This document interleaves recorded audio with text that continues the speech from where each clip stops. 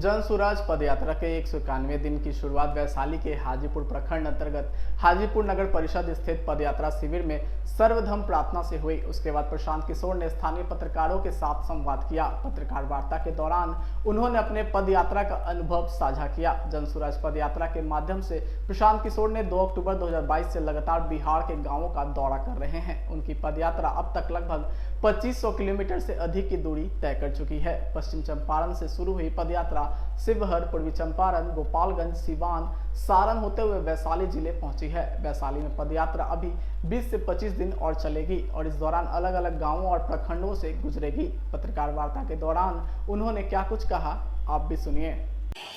भैया देखिए, ऐसा है, समाज इन बातों को समझता है। पूरा ये जो अभियान है वो इस बात पर निर्भर है, इस बात पर बेसिस बनाया गया है कि समाज को समझ है, वो कह पाए न कह पाए। ये आप कह रहे हैं कि समाज जातियों से ऊपर नहीं उठेगा। हम तो हर प्रेस वार्ता में आपको बता रहे हैं कि समाज ने पहले बहुतेरे ऐसे उदाहरण हैं जब समाज ने दिखाया है कि उसमें वो समझ, वो ताकत है कि वो जातियों से ऊपर उठकर समाज के हित में वोट करता है। जरूरत इस बात की है कि वो प्रयास किया जाए। अगर मैं समाज को नहीं समझा पा रहा हूं तो गलती मेरे प्रयास में है, न कि समाज में। मैं उसका कोई नोटिस भी नहीं लेता हूं भाई। एक और आप इफ्तार पार्टी कर रहे हैं और एक और आपके कैंडिडेट को उसी समाज के लोग वोट नहीं कर रहे हैं। इफ्तार पार्टी जितना करना है करते रहिए। किसी पेड़ के हर टहनी को आप सुधार सकते हैं। पेड़ में फल नहीं लग रहा है या फल में कीड़े लग रहे हैं तो एक तरीका है कि आप पेड़ पर छिड़काव करें कीटनाशक का। लेकिन अगर जड़ में ही खराबी है, जड़ में ही दीमक लग गया है, तो आप पेड़ की टहनियों को, उसके फल को अच्छा नहीं कर सकते हैं। तो जड़ में ये बात है कि जो जड़ हम लोग समझ रहे हैं कि जिस दिन जनता जागरूक हो जाए, लोग ये समझ जाएं, जिस चुनाव का आप जिक्र कर रहे हैं वो एक एमएलसी चुनाव का जीतना हारना कोई बहुत बड़ी बात नहीं है। मेरी समझ से बड़ी बात यह है कि उस चुनाव में वोटर वो है जिसको भाजपा ने, महागठबंधन ने वोटर बनाया है। आप जानते हैं कि एमएलसी टीचर वाले चुनाव में जो लोग एक बार जीतने लगते हैं वो 30-30 साल वही चुनाव जीतते हैं, इसलिए कि वोटर वही बनाते हैं। तो वोटर बनाया महागठबंधन ने, वोटर बनाया भाजपा ने। जिस सज्जन के दुखद मृत्यु की वजह से वो उपचुनाव हुआ तो लोग ये समझते हैं कि भाई जिसकी मृत्यु हो जाए तो सहानुभूति का लहर उनके फेवर में रहेगा। उन्हीं के लड़के चुनाव लड़ रहे थे। और बिहार में हम लोग ये भी कहते हैं जाति और धर्म। मुसलमान कोई कैंडिडेट चुनाव लड़ रहा था, जिस दिन चुनाव हो रहा था उस दिन बिहार में 3-4 जगह से दंगों की रामनवमी में घटना हुई है। उसके बावजूद उस व्यक्ति को लोगों ने धारा के विपरीत जाके, एक ऐसे व्यक्ति को जिसको शिक्षक नेता के तौर पर कोई नहीं जानता है, एक ऐसे व्यक्ति को जिसने वोटर नहीं बनाया है, एक ऐसा व्यक्ति जो मुसलमान समाज से आता है, उसको सारण और चंपारण प्रमंडल के तमाम बुद्धिजीवी शिक्षकों ने मिलकर जिताया है। ये बड़ी घटना है। किसी एमएलसी का जीतना नहीं जीतना उससे क्या होता है, उससे कोई, आप एक पदयात्रा करके 4 कदम पैदल चल के गांधी नहीं बन सकते हैं, कुछ चुनाव जीतकर आप चाणक्य नहीं बन सकते हैं। ये सदियों में, ये लोग महामानव हैं, सदियों में कोई एक पैदा हुआ है। हम लोग जैसे साधारण व्यक्ति उनके बताए हुए रास्ते पर चलने का प्रयास कर सकते हैं। कितना चल पा रहे हैं, नहीं चल पा रहे हैं तो समाज को तय करना है। हमारा प्रयास ये है कि अभी तक मैंने नेताओं का, दलों का काम किया है, उनकी मदद की है। अब मैंने तय किया है, संकल्प किया है कि मुझे लोगों की मदद करनी है। जिसको भी लोग चुनकर आपस से निकालेंगे, विचार विमर्श करके जिनके नाम पर भी सहमति होगी, उसके पीछे जनसुराज की, प्रशांत किशोर की पूरी ताकत, समझ, संसाधन, व्यवस्था लगेगी। और आपने देखा, अभी हमने इसको करके दिखाया। मैं रोज ये भी कह रहा हूं कि जो मैं कह रहा हूं इस पर आप बिल्कुल भरोसा मत कीजिए, जो मैं कर रहा हूं उसको देखिए। मैं 6 महीने से चल रहा हूं पैदल, इसको तो कोई नहीं नकार सकता है। चलने का कितना प्रभाव है, चलने के पीछे क्या नियत है, ये इस पर आपका शंका हो सकती है, आपकी आशंका हो सकती है, आप उस पर विवाद कर सकते हैं।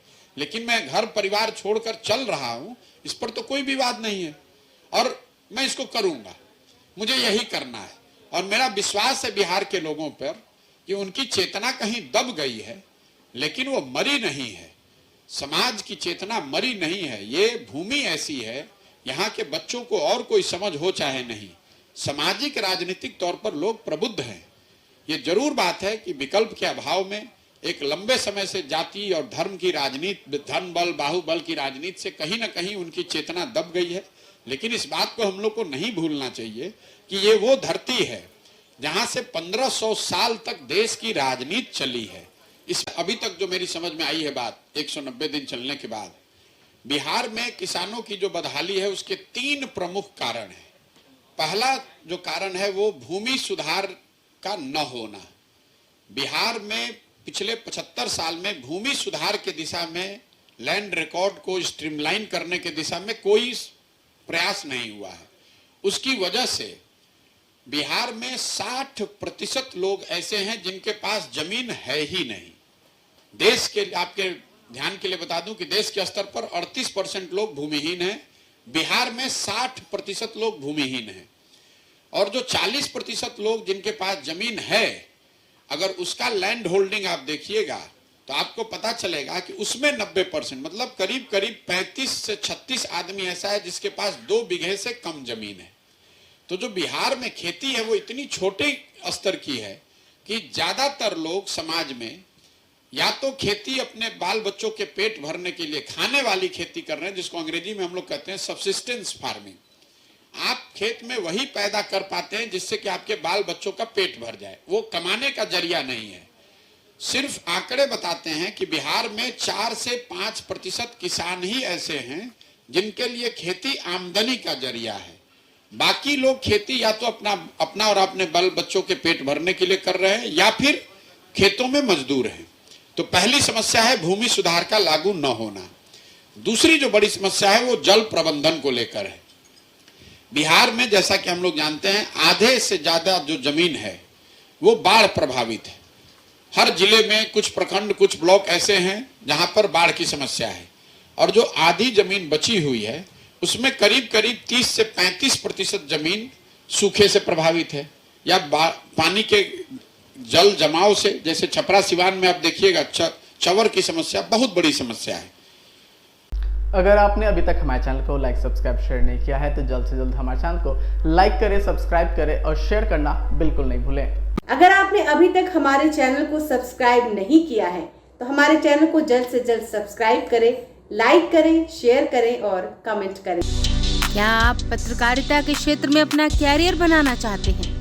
तो आज ही Royal Ashoka Institute of Mass Communication and Journalism में अपनी जगह सुनिश्चित करें। आर्यभट्ट ज्ञान विश्वविद्यालय पटना से मान्यता प्राप्त 100% प्लेसमेंट के साथ royal Ashoka Institute of Mass Communication and journalism नामांकन जारी है।